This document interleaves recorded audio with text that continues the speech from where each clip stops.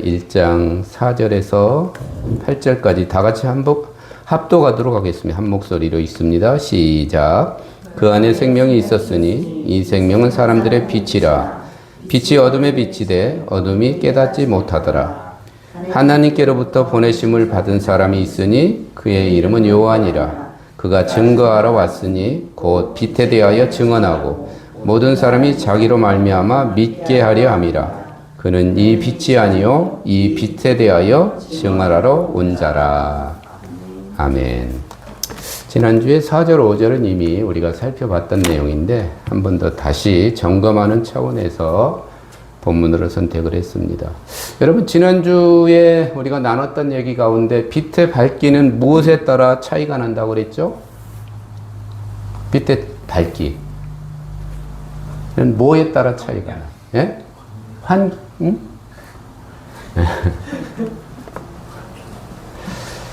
비의 반대가 뭐예요? 어둠이죠. 어둠의 농도에 대한 차이다 그랬잖아요. 빛이 비출 때 어둠이 얼마나 있느냐가 결국은 빛이 밝게 더 비치느냐 어둡게 비치느냐다. 반대 뭐로 생각하다 보니까 여러분들이 바로 대답이 나오지 않았지만 빛의 농도에 대해서 지난주는 얘기했는데 오늘은 오히려 반대로 어둠의 농도. 내 안에 있는 어둠이 얼마나 짙으냐에 따라서 빛이 나에게 비춰질 때, 그죠?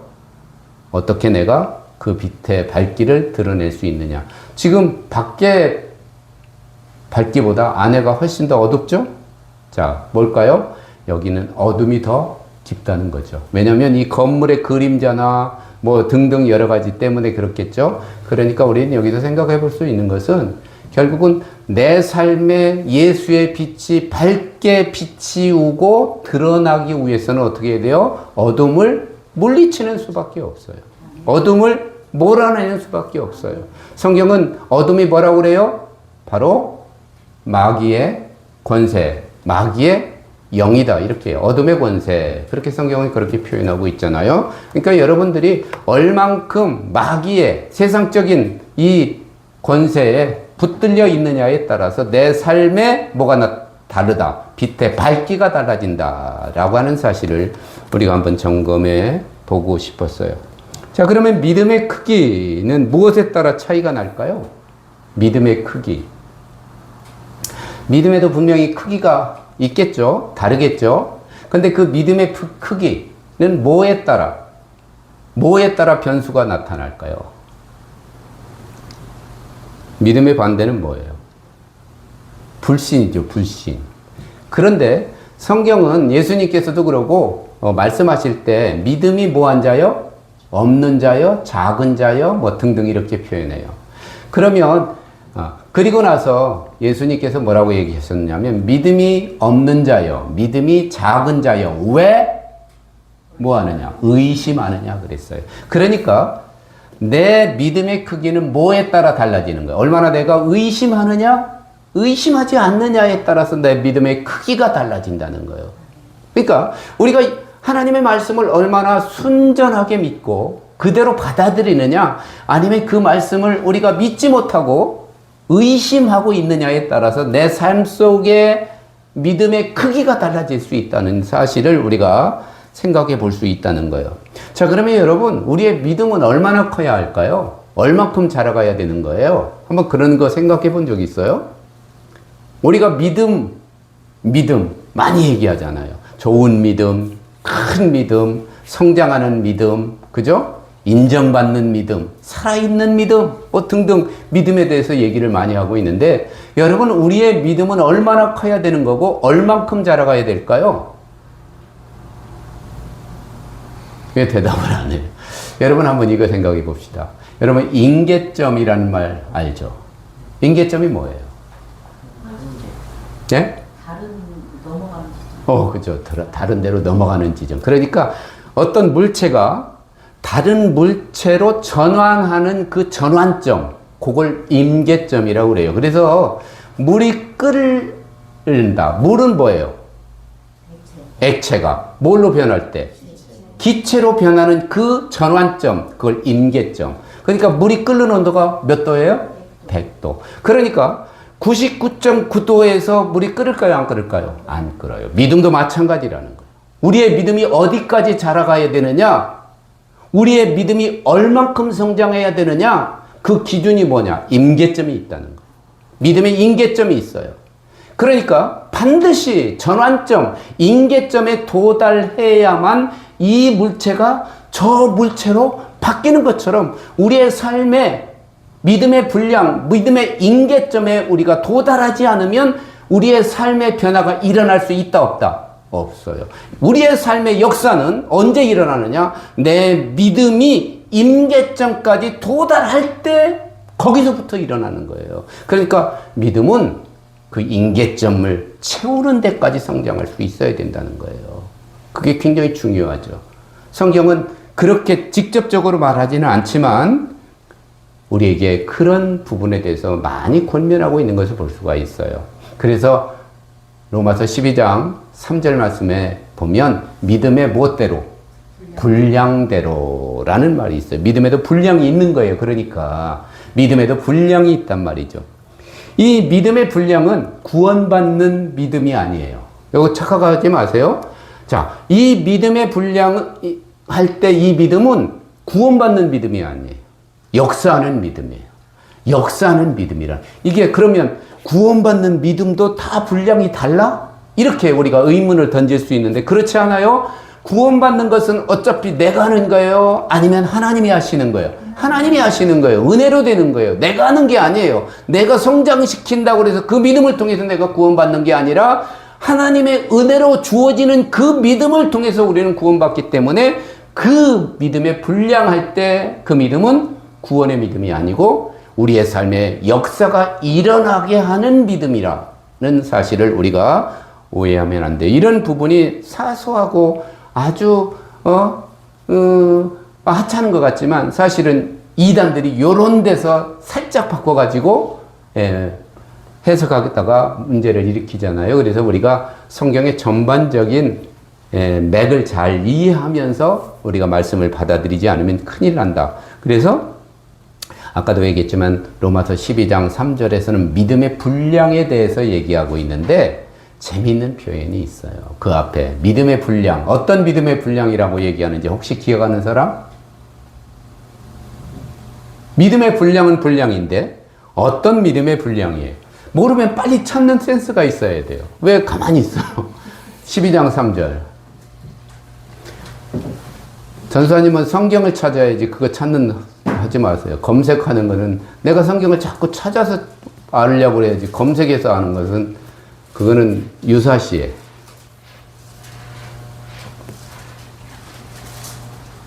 자, 로마서 12장 3절. 한번 누가 읽어줄래요? 내게 주신 은혜로 말미암아 너희 각 사람에게 말하노니 마땅히 생각할 그 이상의 생각을 품지 말고 오직 하나님께서 각 사람에게 나누어 주신 믿음의 분량. 무슨 믿음의 분량? 무슨 믿음의 분량? 나누어 주신 누가? 하나님. 누구에게?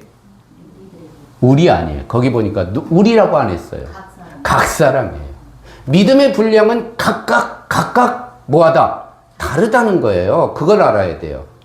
여러분, 우리가 그냥 성경을 그냥 지나가듯 읽어버리면 의미를 제대로 파악하지 못하고 가는 거예요. 거기 하나님께서 주시는 믿음의 분량인데 누구에게? 각 사람에게. 그러니까 각 사람마다 믿음의 분량이 같다 다르다는 거예요. 그걸 알아야 돼요. 믿음의 분량대로라고 하는 그 표현에서 우리는 분명하게 아하, 사람마다 요구되는 믿음의 분량이 다른 거구나 라는 사실을 알아야 돼요. 그러니까 다른 사람 정도 됐다고 해서 나는 만족하고 있으면 되지 않아요.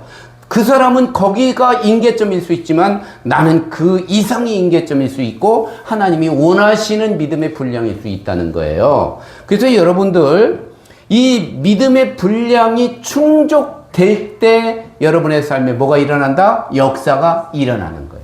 근데 한번 점검해 봅시다. 우리가 로마서를 공부할 때 이 믿음의 분량은 세 가지 의미를 가지고 있다고 그랬어요. 첫 번째는 뭐예요?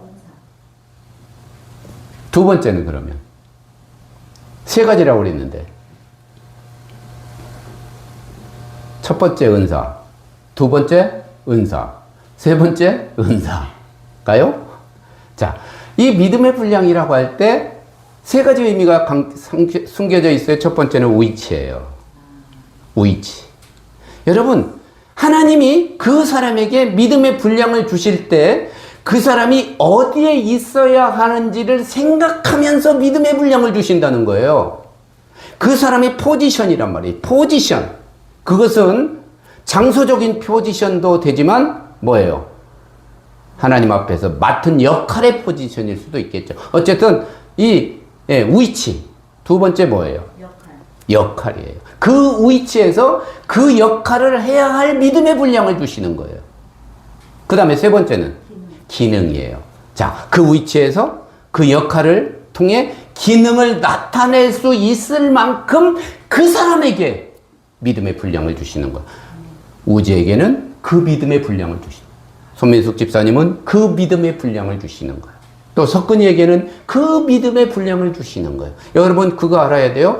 나는 저 사람만큼 됐으니까 나는 이제 됐어 라고 하는 생각하지 마세요. 거기서 만족하면 안 돼요. 하나님의 요구는 그보다 이상일 수 있어요. 내게 주신 하나님의 믿음의 임계점은 더 높을 수 있다는 건데 나는 누구만큼 하니까 라는 자만에 빠지면 큰일 난다는 거예요. 각 사람에게 하나님은 믿음의 분량을 나눠주신다. 그리고 그 믿음의 분량이 채워질 때 비로소 내 삶에 뭐가 나타난다? 역사가 나타난다. 이거 우리가 놓치고 가면 안 돼요. 자, 6절 볼게요. 조금 더 하고 싶은데 시간이 많이 가서 6절 봅니다. 자, 하나님께로부터 보내심을 받은 사람이 있으니 그랬어요. 누구를 보냈어요? 하나님이 보낸 사람이 있는데 그 사람의 이름이 요한이라 그랬어요. 자, 다른 복음서에서는요, 침례 요한 혹은 세례 요한 이렇게 기록을 합니다. 우리는 뭐 침례교회니까 가능하면 침례. 원래는 침례가 맞았으니까 영어 성경만 보더라도 침례라고 돼 있어요. 자, 침례 요한이라고 하죠. 근데 오늘 여기 요한복음에서는 그냥 요한이라고 그랬어요. 왜 그랬을까요? 뭐 중요한 건 아니지만 이 요한복음의 저자가 누구예요? 요한이에요. 그러니까 마태는 예수님의 제자 요한과 침례 요한을 구분할 필요가 있었어요. 어떤 요한인지 모르니까. 근데 요한복음은 요한 자신이 요한복음을 쓰면서 그 사람에게 침례 요한 이럴 필요가 없었어요. 저 요한 이래도 되는 거였어요. 그래서 요한이라고 한 거예요. 큰 의미는 없어요. 그렇게 된 것 뿐입니다. 자, 근데 중요한 게 있어요. 자, 6절 하나님께로부터 보내심을 받은 사람이 있었다 그랬어요. 하나님이 보내신 사람이 있었다. 자, 누군가를 보낼 때는 그냥 보내요? 너 거기 가. 왜 보내요? 신부로. 또 보내는 목적이 있는 거예요. 오늘 우리는 요한에 대해서 생각해보고 이제 마칠 건데요. 요한 얘기만 하고 마칠 거예요. 여러분, 하나님이 요한을 이 땅에 보냈다는 얘기는 요한을 이 땅에 보내면서 요한에게 뭐를 주고 보낸 거예요? 목적을 주고 보낸 거예요. 내가 가서 뭘 해야 되는지를 목적을 가지고 이 세상에 보냈다는 얘기예요. 요한 스스로 그것을 이해했을까요? 못했을까요? 이해했어요. 참 요한은 했어요. 자, 목적을 가지고 보내졌다. 참 대단해요. 그죠? 참 대단. 누가요? 하나님이. 요한이 참 대단해요. 요한이 참 왜요? 알았으니까 그것도 대단한 거야. 근데 그보다 더 대단한 게 있어요. 오늘 본문 속에서 전체적으로 볼 때 이 요한복음에서 보면 요한이 대단한 이유가 하나님이 나를 이 땅에 왜 보냈는지를 알아서 대단해요. 그런데 그것보다 더 대단한 일이 있어요. 여러분, 우리는 신천지를 뭐라고 그래요? 이단이라고 그래요. 하나님의 교회를 이단이라고 그러죠. 그래서 세상에는요, 2단도 있고 3단도 있고 있어요. 3단은 뭐가 3단인지 모르겠어요. 어쨌든 2단의 도를 조금 넘은 3단도 있고 그렇습니다. 1.5단이 있을까요? 있어요. 어디 있어요? 1.5단 어디 있어요? 뭔데? 예? 여러분 1.5단 들어봤어요? 나는 1.5단은 교회 밖에 안 있고 교회 안에 있다고 생각합니다. 교회 안에, 이거 그냥 내가 만들어낸 얘기예요. 이거 뭐 어디 공식적인 얘기 아닙니다. 자, 교회 안에서 성경을 성경대로 이해하고 성경대로 풀지 않고 자기 마음대로 해석하고 자기 마음대로 전하는 게 이게 1.5단이에요. 이거 더 위험한 거예요. 가장 위험한 거예요. 그러니까 우리가 경계해야 될 사람은 신천지는 신천지니까 우리는 상관하지 않아도 돼요. 여호와의 증인 혹은 하나님의 교회는 2단이기 때문에 세상 사람들도 다 알아서 안 갑니다. 그런데 교회 안에서 기독교적 마인드를 가지고 똑같이 예배하면서 성경을 성경으로 말하지 않는 그게 가장 위험한 거예요. 그게 가장 위험한 거란 말이죠. 그러니까 하나님의 말씀은 하나님의 말씀으로 정확하게 해석되고 그대로 전달돼야 되는데 그 말씀을 그대로 해석하고 전달하지 못함으로 인해서 교회는 나오는데 바른 신앙을 갖게 하지 못한다면 그게 가장 큰 적이요 문제다. 그렇게 생각을 합니다. 그래서 우리 행복수행교회는 사실 교인들이 많지 않지만 하나님의 말씀을 정확하게 이해하고 우리가 공유하기 위해서 노력하는 교회이기 때문에 작지만 작지 않은 교회다. 나는 그렇게 자부하고 싶습니다. 자, 참 이 요한이 참 대단한데 그 이유가 뭐냐면 자신을 드러내지 않고 있다는 거예요. 자신을 드러내지 않아요. 자, 우리가 알다시피 요한이 예수님보다 더 먼저 시작했어요. 예수님보다 먼저 사역을 시작하는 겁니다. 그리고 이미 요한에게는 뭐가 많이 있었어요? 제자들이 많이 있었어요. 그런데 어느 날 갑자기 예수님이 나타나시고 예수님을 따르는 무리들이 생겨난 거예요. 그러니까 두 부류의 집단이 생긴 거예요. 요한의 집단, 예수님의 집단이 생긴 거예요. 그러면 충분히 오늘 같으면 어때요? 부딪히겠죠. 서로 잘났다. 우리가 더 옳다. 뭐 이런 경쟁이 일어날 거란 말이죠. 그런데 그 요한 집단의 수장이었던 요한은 어떻게 해요? 아니요, 그렇지 않아요. 전혀 그렇지 않았어요. 수로 해도 뭘 해도 요한이 더 유리할 수 있어요. 많은 사람들이 따르고 있었기 때문에 요한은 얼마든지 자기 세를 과시하면서 뭔가를 주장할 수 있었단 말이죠. 그때 상황에서. 그런데 요한은 자기의 제자들이 예수님에게로 가도 화를 내지 않아요. 제한하지 않아요. 오히려 뭐라 그래요? 가라. 나는 그의 신발끈을 풀기도 감당하지 못할 존재야. 예수님에게로 가라고 권하잖아요. 여러분, 이게 쉬운 일이겠습니까? 왜 내가 아까 2단, 3단 얘기했을까요? 그 사람들이요, 다 처음에는 열심히 기도하고, 열심히 예배드리고, 열심히 신앙생활하던 사람들이었단 말이죠. 그런데 자기들이 뭔가 세가 확장되고, 사람들이 따라다니고, 그러다 보니까 교만해져가지고, 예수님에게로 사람들을 보내지 않고 자기가 예수라고 말하면서 사람들을 모아들이고 세를 확장시키기 시작했던 게 이단이잖아요. 근데 요한은 얼마든지 그럴 수 있는 가능성을 충분히 가지고 있음에도 불구하고 그렇게 하지 않아요. 그래서 대단하다는 거예요. 제자들이 어땠을까요? 요한의 제자들이 어느 날 갑자기 자기의 선생님이 저기로 가라고 할 때 제자들이 어떻게 했을 것 같아요? 원성이 자자했겠죠? 그런데 요한은 아랑곳하지 않아요. 아까도 얘기했지만 나는 그렇게 하기 위해서 하나님이 나를 보낸 사람이야. 나는 그렇게 살 사람이야. 라고 말하면서 사람들을 예수에게로 다 보내는 거예요. 여러분, 이거 쉬운 문제 아닙니다. 여러분, 우리는 성경을 보면서 이미 그렇게 정해져서 기록된 이 이야기를 보면서 그게 그냥 당연히 의뢰히 받아들이게 되지만 사실은 그때 상황에서 이렇게 할 수 있다는 게 보통 힘든 일이 아니란 말이에요. 지금도 조금만 누구보다 자기가 낫다고 생각하면 자기에게 뭔가 주어지면 그걸 주장하면서 자기를 과시하고 드러내려고 하고 사람들을 모아들이려고 하고 경쟁하려고 하고 이런 게 인간의 본심이잖아요. 근데 요한은 그렇지 않았다. 이거 대단한 일이에요. 근데 왜 성경은 이런 부분을 디테일하게 설명하고 있을까요? 신앙이 뭔지를 우리에게 다시 한 번 더 일깨워 주고 있는 거예요. 아까도 얘기했죠? 하나님이 보낸 사람이 요한이라고. 하나님이 보낸 사람이 요한이다. 그러니까 요한은 내가 어떻게 살아야 할지를 알고 사는 사람이었어요.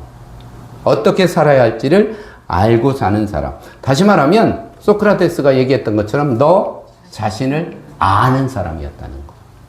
나 자신을 아는 사람. 내가 누구인지 어떻게 살아야 할지를 아는 사람이 바로 요한이었다는 거예요. 사실은요, 요한은요, 좋은 집안에 태어났습니다.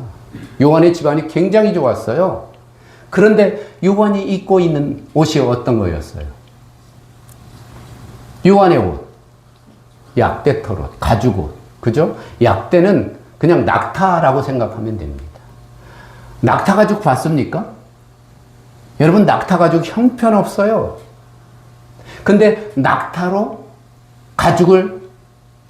낙타 가죽으로 옷을 만들어 입고 살았단 말이죠. 그러면 신분에 맞는 옷이에요? 안 맞는 옷이에요? 안 맞는 옷이에요. 그가 먹는 음식은 뭐였어요? 지금으로 말하면 다 그게 영양식이고 건강식이라고 어떤 사람들이 얘기하더라고요. 근데 그때 당시에는 야생에서 구할 수 있는 걸 가지고 먹고 살았단 말이죠. 그가 신분에 맞는 음식을 먹고 살았던 거예요? 아니요. 아니에요.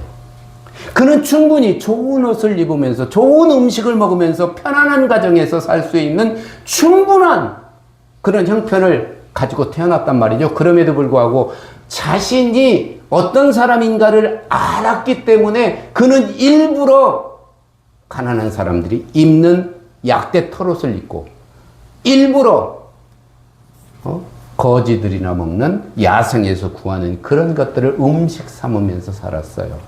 그것은 자신이 무엇을 어떻게 해야 하는지를 알았기 때문이라는 거예요. 여러분, 예수 믿는 사람들은요, 할 수 있다고 다 하는 사람이 되면 안 돼요. 어떤 얘기일까요, 이 얘기는? 할 수 있다고 다 하면서 사는 사람들이 되면 안 됩니다. 예수 믿는 사람들은. 그죠?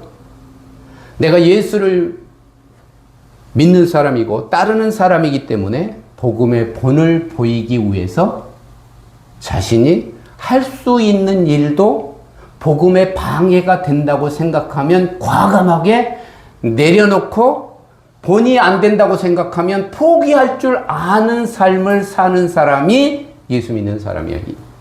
요한은 그걸 우리에게 보여주고 있는 거예요. 만약에 예수님의 길을 예비하기 위해서 하나님께로 보내심을 받은 요한이 신분에 맞게 좋은 옷을 입고 좋은 음식을 먹고 왕궁 같은 집에서 사람들에게 회개하라, 천국이 가까웠느니라 만약에 외쳤다면 그 말이 어떻게 됐을까요? 그냥 메아리쳐 울림에 불과했을 거예요.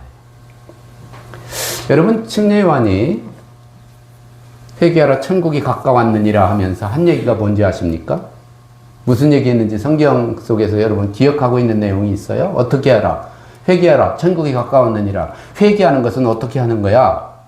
이렇게 얘기한 게 있는데 뭐라고 얘기했느냐면 두 벌 옷이 있는 사람은 한 벌 옷을 어떻게 해라? 나눠주라 그랬어요. 자, 요한이 한 얘기예요. 두 벌 옷이 있는 사람은 하나 옷을 다른 사람에게 나눠주라. 자기는 임금처럼 좋은 옷을 입고 좋은 음식을 먹으며 좋은 집에 살면서 그 말을 했다면 사람들이 그 말 들을 수 있었을까요?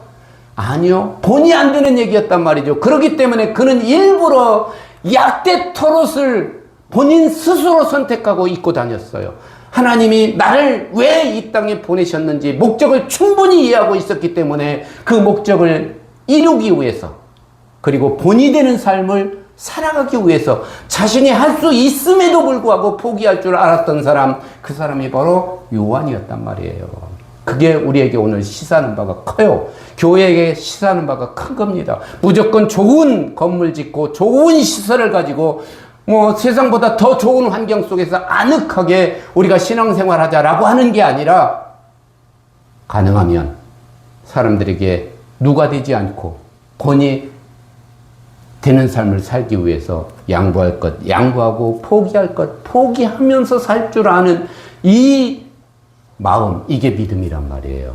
믿음을 우리는 자꾸 믿음의 크기를 잴 때 하나님 앞에서 우리가 뭐를 열심히 하느냐, 뭐를 얼마나 갖다 바치느냐, 이런 것에서 믿음의 크기를 재려고 하지 마십시오. 회개하라, 천국이 가까웠느니라 라고 말했던 그 침례 요한이 두 벌 옷 중에 한 벌을 나누어 주어 라고 말합니다. 그게 회개라는 거예요.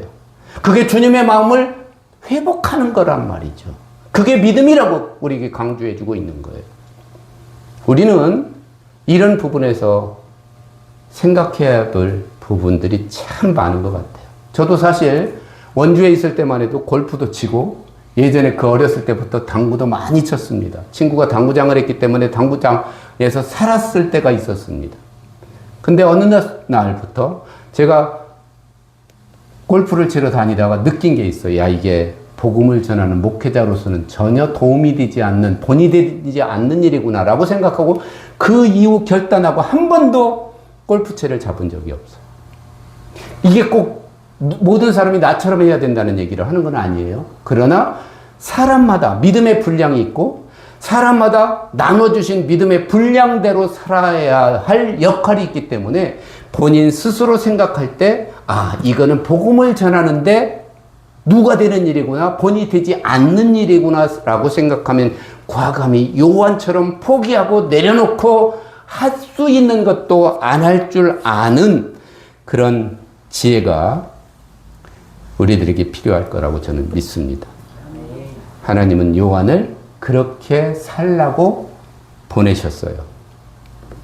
여러분, 선하게 산다고 하는 게 어떤 것일 것 같아요? 선하게 산다. 선하게 사는 게 어떤 거예요?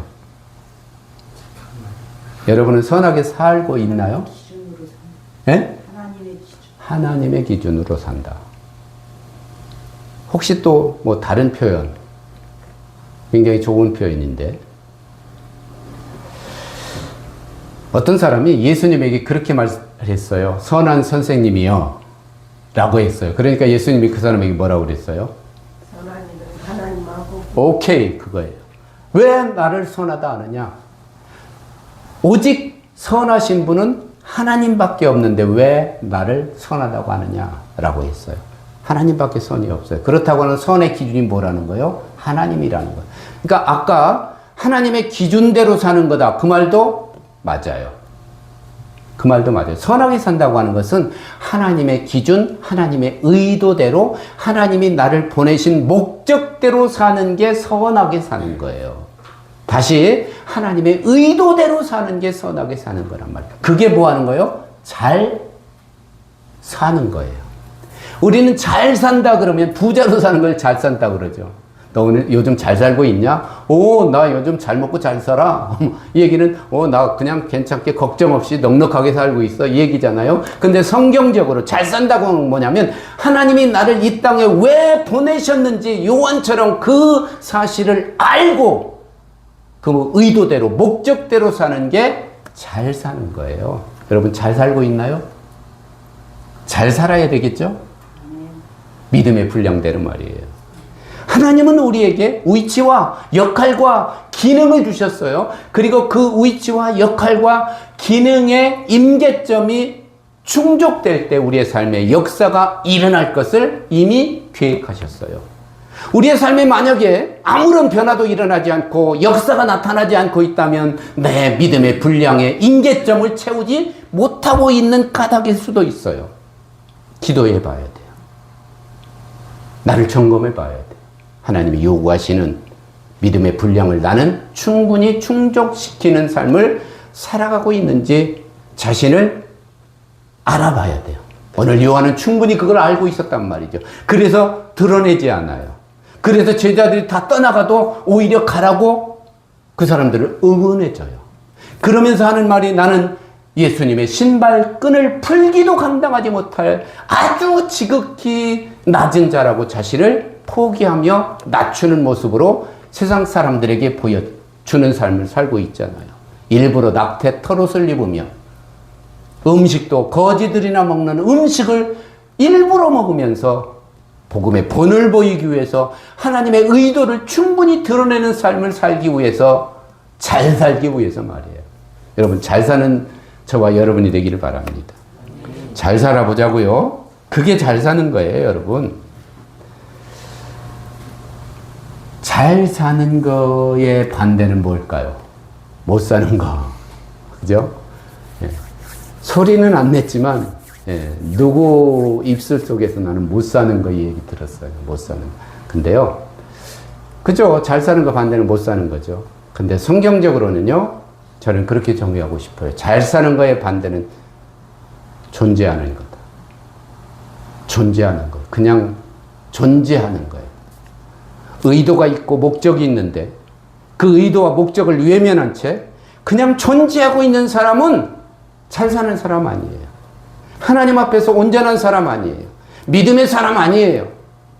진짜 믿음의 사람은 잘 사는 사람이에요. 하나님의 의도대로 목적대로 살려고 기도하면서 말씀을 연구하고 항상 뭐예요? 성령의 인도하심을 받기 위해서 최선을 다하는 삶을 살아가는 사람이에요. 그런데 그렇게 살지 않는 사람들은 그냥 존재하는 거예요. 그러다가 어느 날 없어지는 거예요. 난 여러분이 그런 삶의 주인공이 되지 않기를 바랍니다. 존재하지 마세요. 그냥 존재해. 뭐 옛날 유행가 가사에 보니까 존재의 뭐예요? 이유라는 유행가 가사, 김종환이 부른 내 존재의 이유는 너 때문이야, 그런 가사 내용이었던 것 같지만 그 너가 하나님이라면 얼마나 좋겠어요. 그죠? 내 존재의 이유가 하나님이야. 하나님이 나를 이 땅에 보내셨고 하나님이 이 땅에 나를 목적을 부여해서 보내셨으니까 나는 하나님 존재의 이유입니다 라고 말할 수 있다면 얼마나 좋겠어요. 근데 그건 아니겠죠? 나는 여러분은 그런 고백이 이루어질 수 있기를 바랍니다. 여러분 존재하는 사람 되지 마세요. 그냥 거기 있는 사람 되지 말라는 거예요. 있으나 마나한 사람 되지 말란 얘기예요. 잘 사는 사람이 되시기 바랍니다. 잘 살아야 돼요. 잘 살아야 돼요. 그래서 오늘 이번 주 미션이 뭐예요? 나는 잘 살고 있나 점검하기.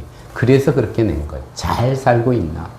내가 잘 살아야 되는데 이 계속해서 질문하고 계속해서 점검하고 내가 잘 살아야지 자신에게 자꾸 확인시켜주는 그게 필요할 것 같아요.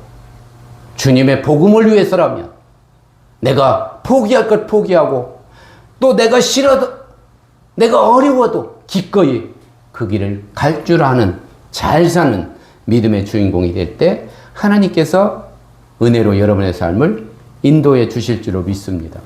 자, 요한 요 얘기 하고 마칠게요. 요한은 신분에 맞지 않는 삶을 살아가고 있었다고 그랬죠? 일부러 복음의 맞춤형으로 살아가고 있는 거예요. 복음의 맞춤형으로. 여러분도 그런 복음의 맞춤형 인간이 될 수 있기를 바랍니다. 그렇죠? 그래야 되는 거예요. 사실은 요한만 목적을 가지고 이 땅에 보내심을 받은 사람이 아니라 우리 모두가 다 목적을 가지고 하나님에 의해서 이 땅에 보내심을 받은 사람들이란 말이에요. 내가 나오고 싶어서 나온 사람이 있습니까? 하나도 없잖아요.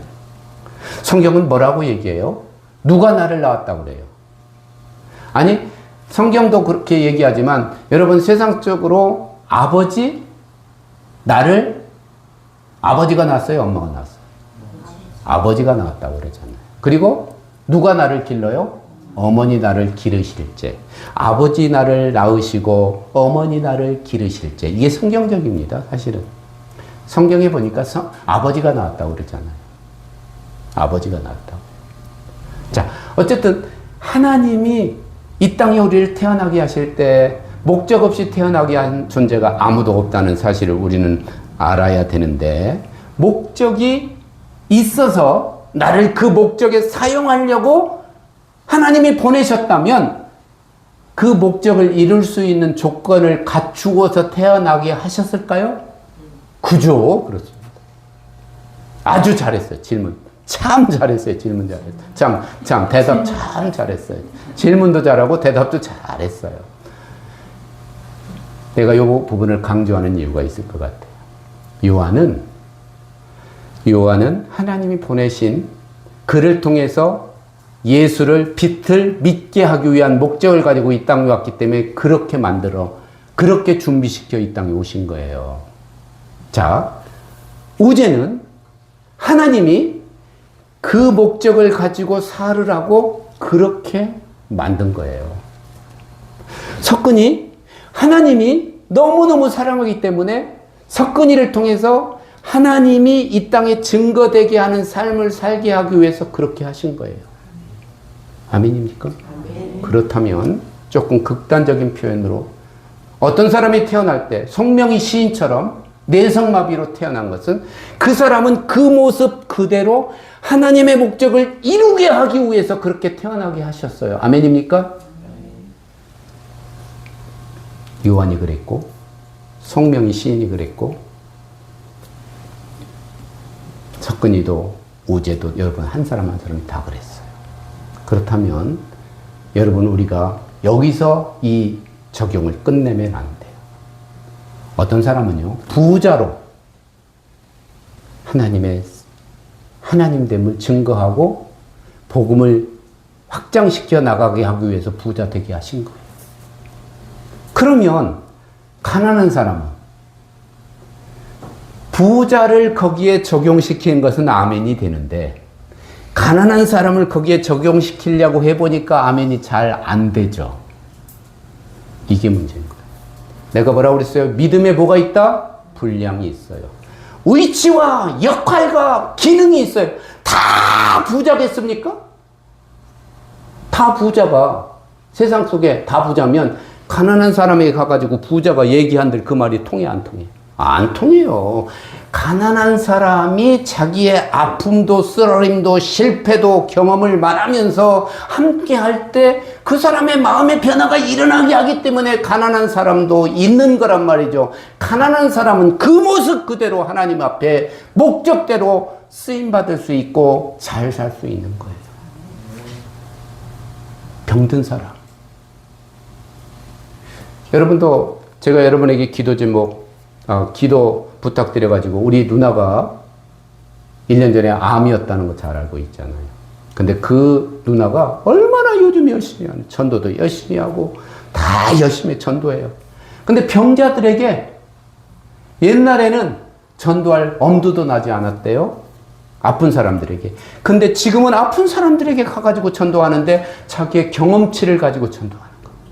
그러니까 병든 사람은 병든 사람대로 또 뭐 할 수 있어요? 잘 살 수 있는 거예요. 잘 살 수 있는 거란 말이죠. 근데 어떤 사람들은 하나님 나에게 이 병만 고쳐주시면 하나님의 의도는 병을 통해서 일하시려고 하는데 가난을 통해서 일하시려고 하는데 실패를 통해서 일하시려고 하는데 나는 그것을 이해하지 못하고 자꾸 그 문제를 해결해 달라고 기도한다면 하나님의 마음이 어떠실까요? 얘야 나는 그 모습 그대로 너를 사용하기를 원한단다. 이러시는 하나님 앞에서 이 말이 통하겠느냐 말이죠.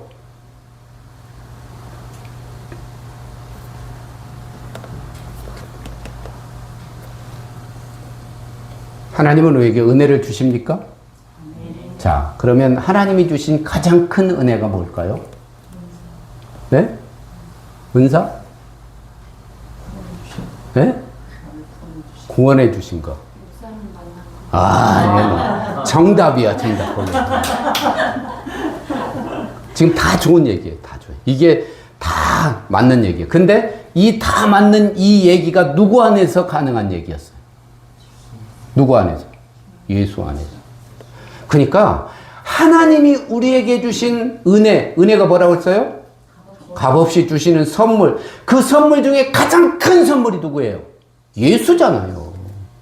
우리는 이미 예수를 다 선물 받은 사람들이란 말이에요. 그죠? 근데 선민석 집사님 한 번 더 물어볼게요. 예수 안에 뭐 없다고요? 예수 안에 뭐라고? 은사 말고 그 뒤에서 은사 하니까 또 거기 전염됐어. 다 있다고 그랬잖아. 예수 안에 다 있어요. 아멘? 다 있어요. 아멘 하세요? 아멘이죠. 근데 왜? 예수 안에 이미 다 있는데, 예수가 은혜인데, 왜 예수가 주시는 은혜를 또 구하느냐 말이에요. 이게 문제잖아요. 그죠? 예수면 그 안에 다 있는 거예요. 근데 우리는 예수님도 나는 좋지만 예수님이 요것도 해결해주고 요것도 해결해주면 좋을 것 같아요. 내가 지금 무슨 의도로 얘기하는지 여러분 이해할 것 같아요. 아니요. 예수만 우리가 충만하면, 예수로만 채우면 다 그 안에 내가 구하는 그 모든 것들이 너에게 있어야 할 줄을 아느니라 라고 말씀하시는 그 안에 다 있는 거란 말이에요. 근데 왜 자꾸 예수 이외의 은혜를 자꾸 구하려고 그러세요? 예수를 구하란 말이에요. 예수로 충만하란 말이에요. 그래야 잘 살 수 있는 거예요. 예수를 우리로 채우면 우리는 잘 사는 인간이 될 수 있다는 사실을 이 연사 여러분에게 마지막으로 강조합니다. 기도하겠습니다.